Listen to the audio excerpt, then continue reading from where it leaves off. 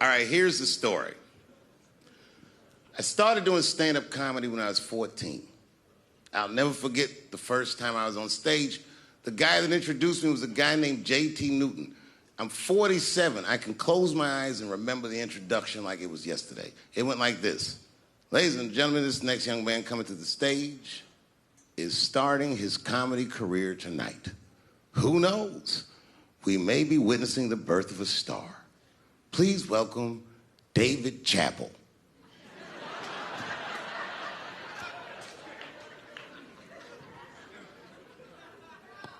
From the first time that I ever held a microphone, I was sure this was it. I knew I was home.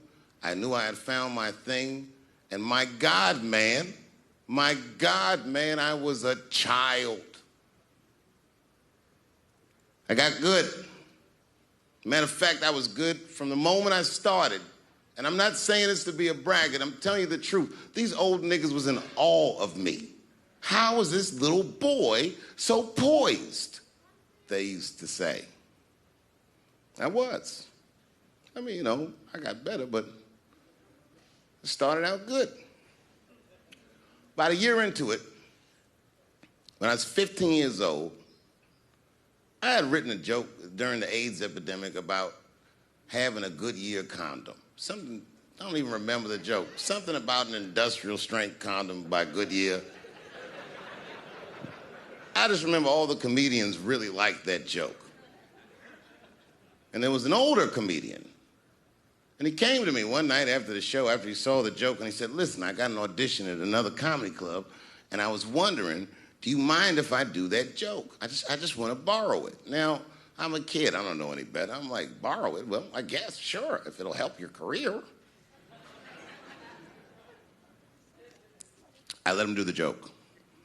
And then weeks later, I was waiting to go on in a comedy club, and he went on before me, and he did the joke.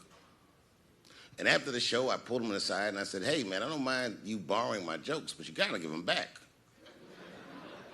He said, oh, I forgot to ask you. He goes, let me buy that joke from you for $50. And I said, man, I'd do it, but I'm just starting out. I need all the material I can get. The idea being that the more material I can accumulate, the faster I'll be able to make money for my work. I said, I can't do it. I want my joke back. I'll never forget this. Remember, I was a 15-year-old child. This guy was a grown-ass man. He stood up over me so I could see how big he was. And he said to me, really? I can just take it. And he did. I got scared because I was a child. But I never forgot that. I never forgot that. I was 15 years old. I'm 47 now. I think about this guy all the time. When I look at my own kids and I see how young and innocent they are, I can't believe someone did that to me. And I don't think about it every day because that was the worst thing that happened to me. I think about it every day because that was the first time that someone ever did that to me. But in my career, it has happened many, many times since, where someone would intimidate me or scare me and take something that I believe was mine. I'll tell you another story. Now I'm 18 years old. I'm living in New York City, and I just finished my first road tour, which was a very difficult tour. I'll spare you the details. Now I'm back in New York, but my rent is paid, thank God. And I have $60 to my name, and a woman that I had met in Pittsburgh, a bad Dominican bitch,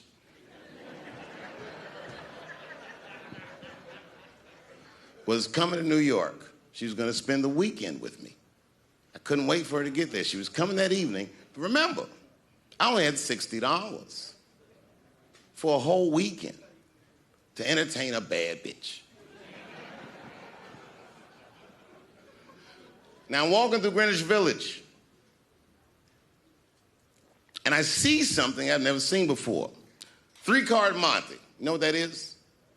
Yeah, the guy had the whole thing. The table was set up, and he had the 3 cards, and the crowd was hooting and hollering, and he was like, find the red card, find the red card, and people were playing. Sometimes they win, sometimes they lose, but it was really exciting, and I'm standing there watching it, and I noticed while I'm watching them play this game that the red card, the one you're trying to find, had just a little bend on the corner.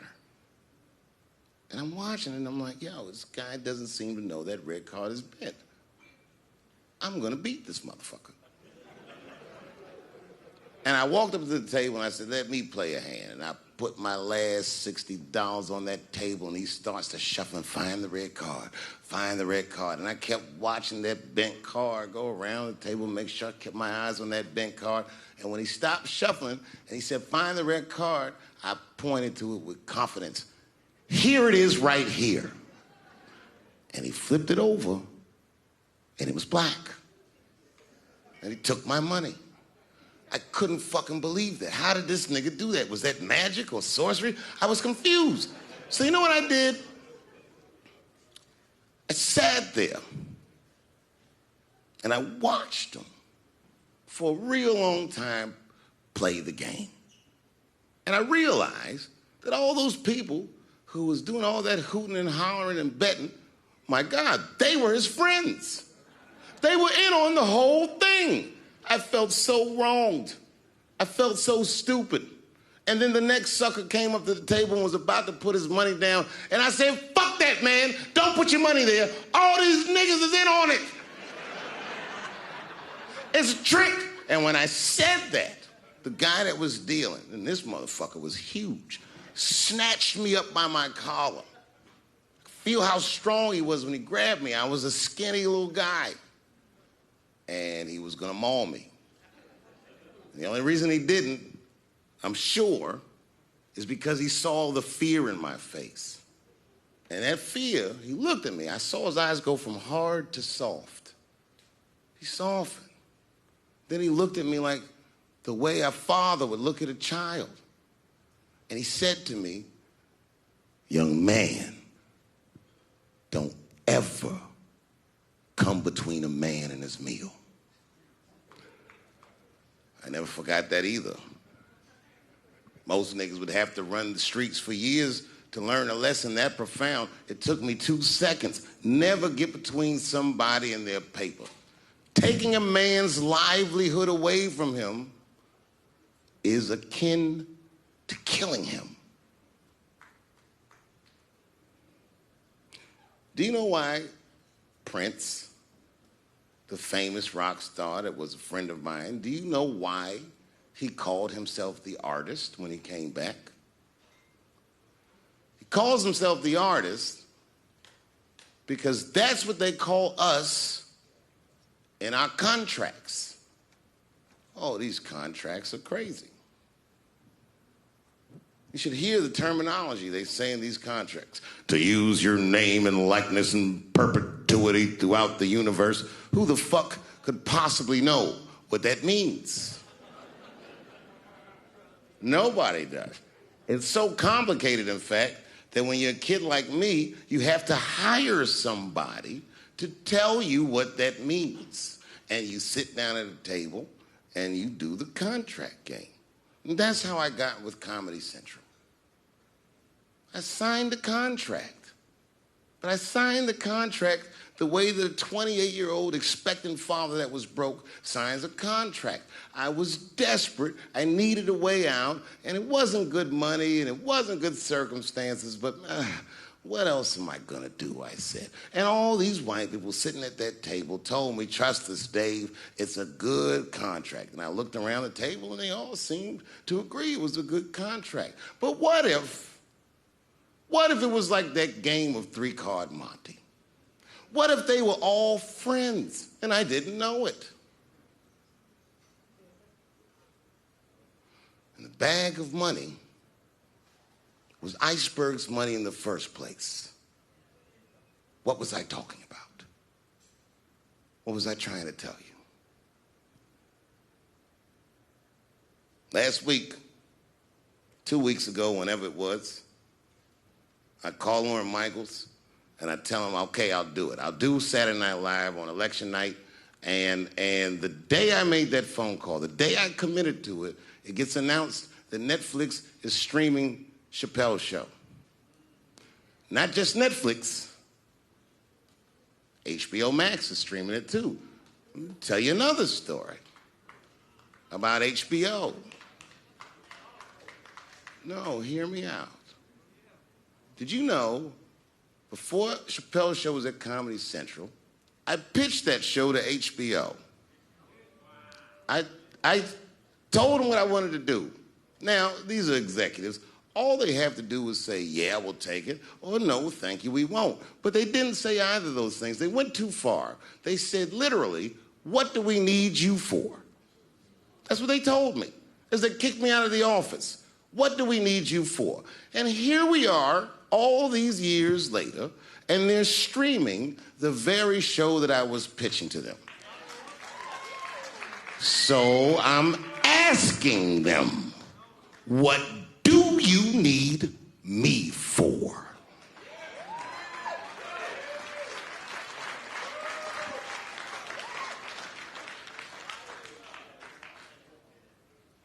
People think I made a lot of money for Chappelle's show. When I left that show, I never got paid. They didn't have to pay me because I signed the contract. But is that right? I found out that these people were streaming my work, and they never had to ask me, or they never had to tell me. Perfectly legal because I signed the contract. But is that right? I didn't think so either.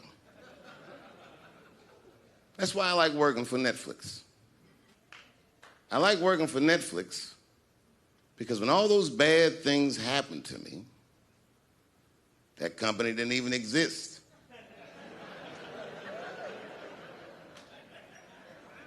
And when I found out they were streaming Chappelle's show, I was furious. How could they not know? So you know what I did? I called them and I told them that this makes me feel bad. And do you want to know what they did? They agreed that they would take it off their platform just so I could feel better.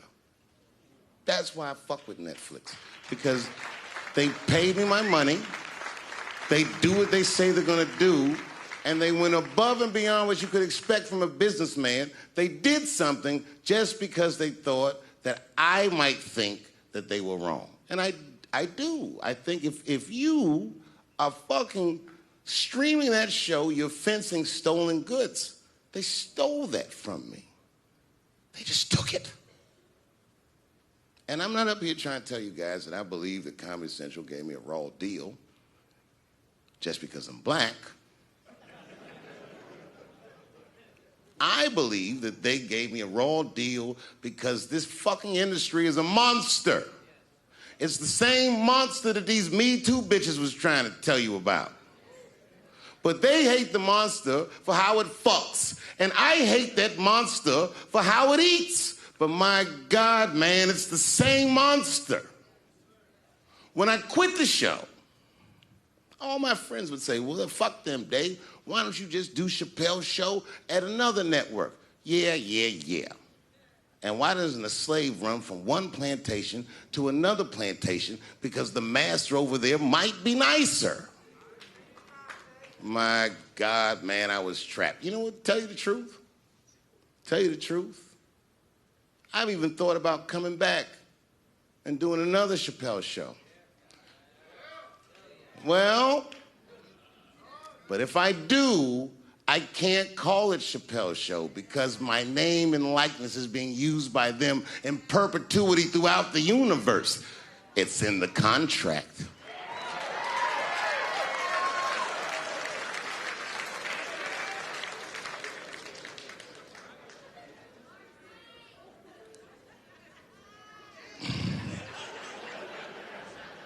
You're not supposed to do this in my business.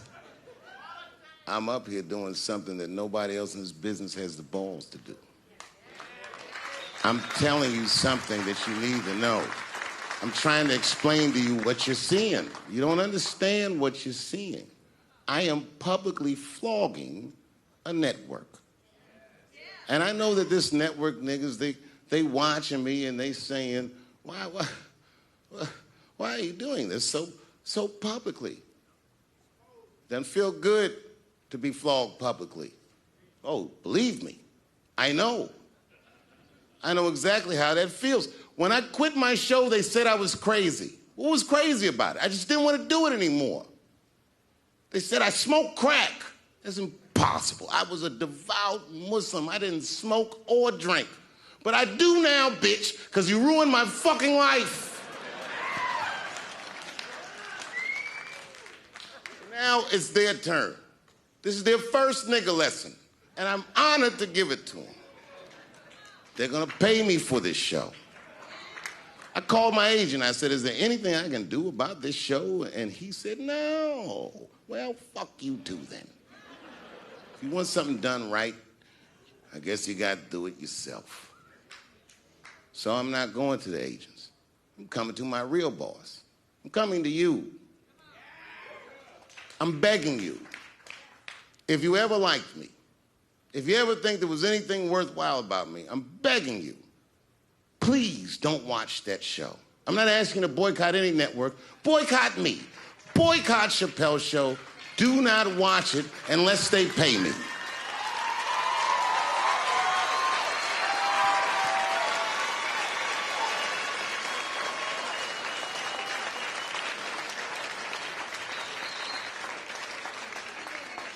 If you're a shareholder at Viacom, then I'm talking to you.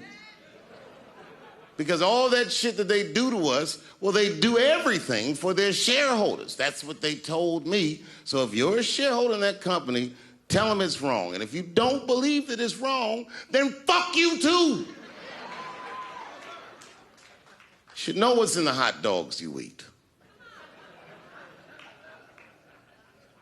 Now, there's probably a bunch of people at Comedy Central and Viacom and all these places that have no idea what I'm talking about. They've all either quit or been fired